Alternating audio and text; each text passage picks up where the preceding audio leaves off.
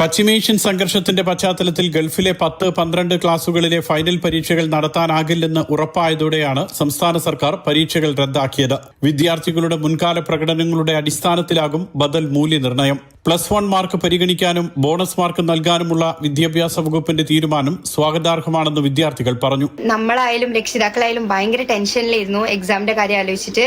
പക്ഷെ ഇന്ന് ഫൈനലി ആ ന്യൂസ് വന്നു.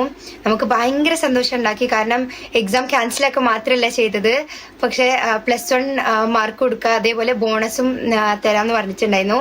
അപ്പോൾ ഭയങ്കര സന്തോഷമുണ്ട്.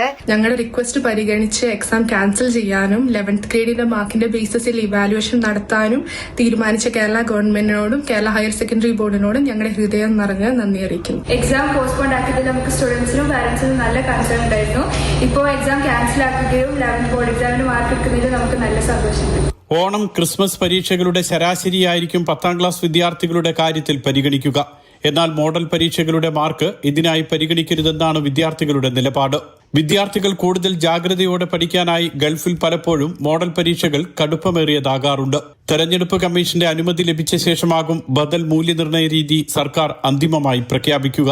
Mathrubhumi news, Dubai.